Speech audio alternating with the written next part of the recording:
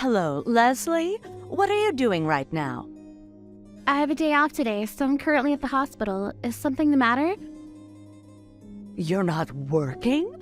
My, how lucky to get a day off in the middle of the week. While Kennedy's still working, no less.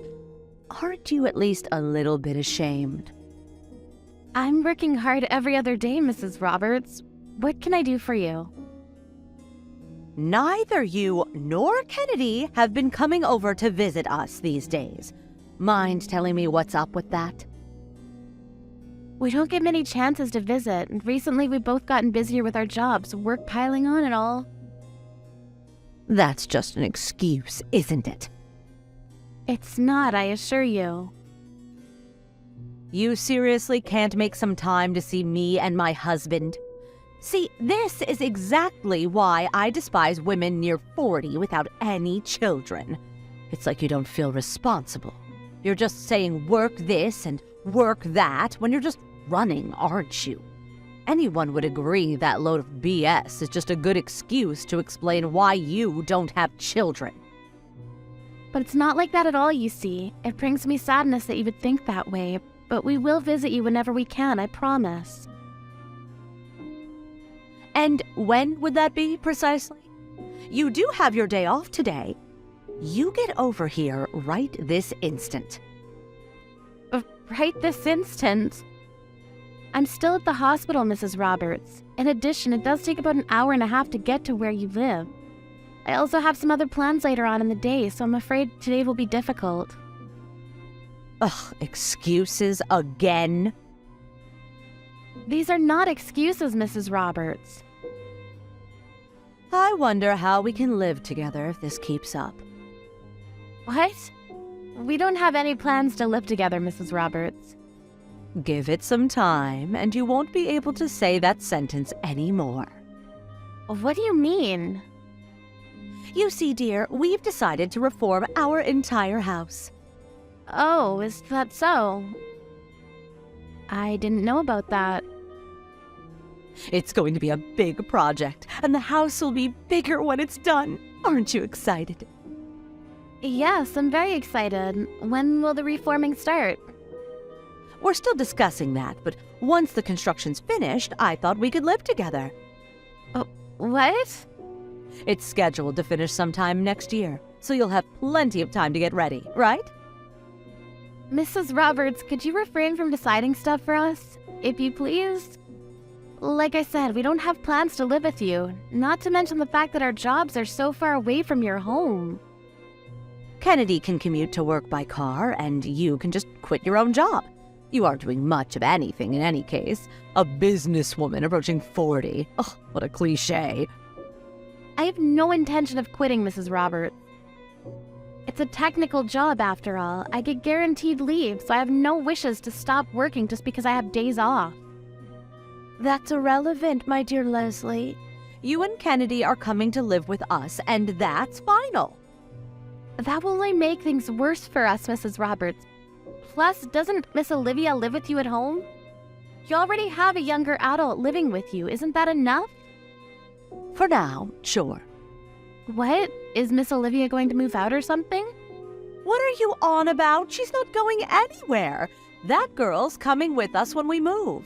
But in the event something happens to us, you're going to take care of her after all, so without you living under the same roof, it's rather inconvenient, wouldn't you agree? What exactly are you saying, Mrs. Roberts? Huh? We are going to take care of Miss Olivia?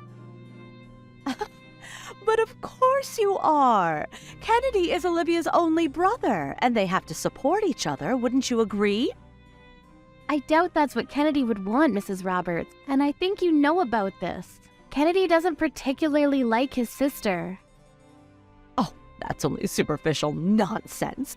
Either that or he's just saying that it's you he's talking to. They are family, no doubt about that, and they must help each other out.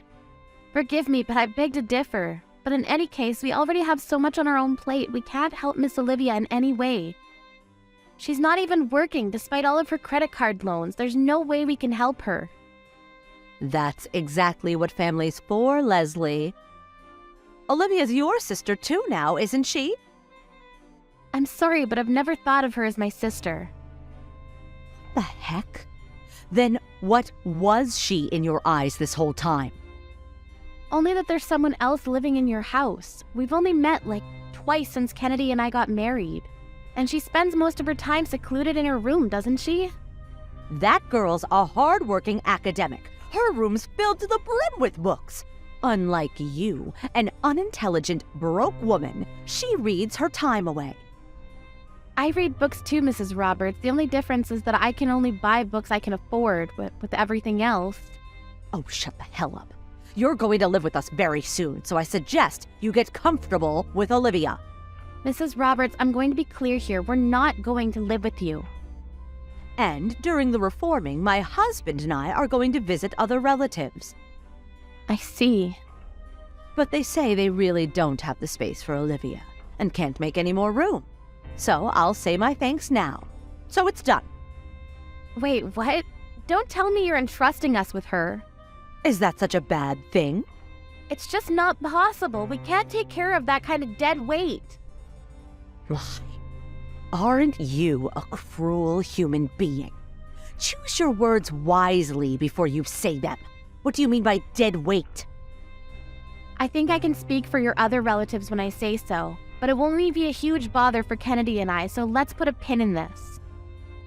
It's already settled, and Olivia's getting ready under the pretense she's moving in with you. She'll head over next month, or maybe the next. Take good care of her.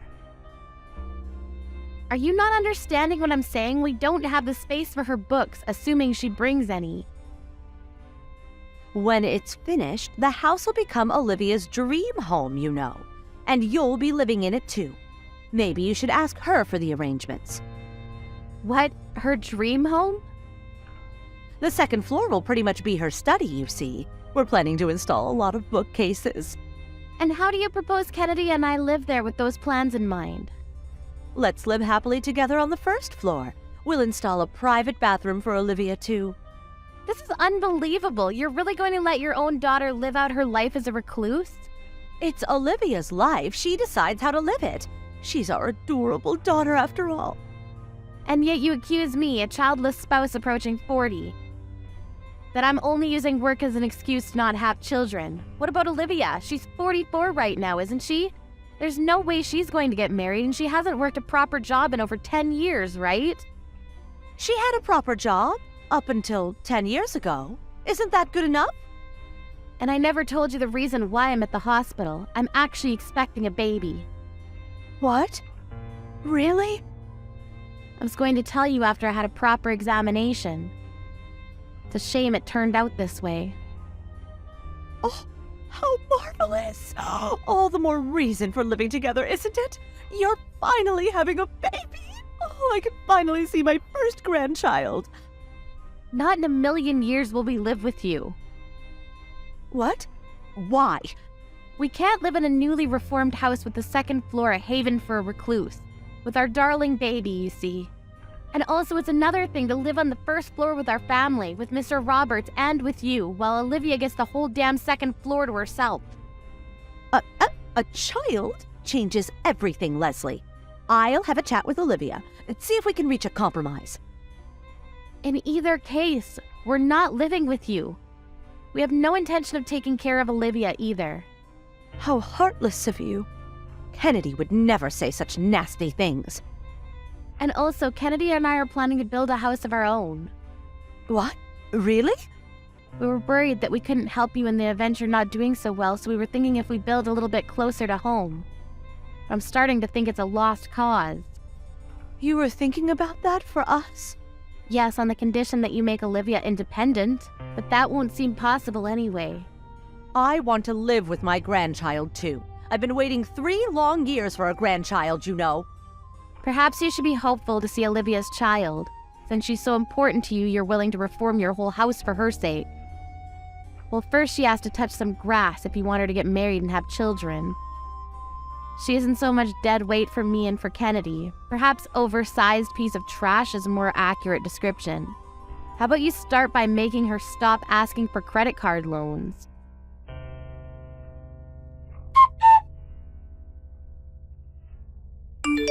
Leslie felt like she'd gone a little too far with what she said, but Kennedy praised her, saying great job when she told him what happened. Later on, Kennedy himself contacted Mrs. Roberts and told her that the plan to build the house closer to home was scrapped, and they would be instead building even further away. He also told her that unless Olivia became independent, even when the baby was born, Mrs. Roberts would never see it. Chloe, my mother-in-law, was enraged, scolding her son for insulting his own sister that way.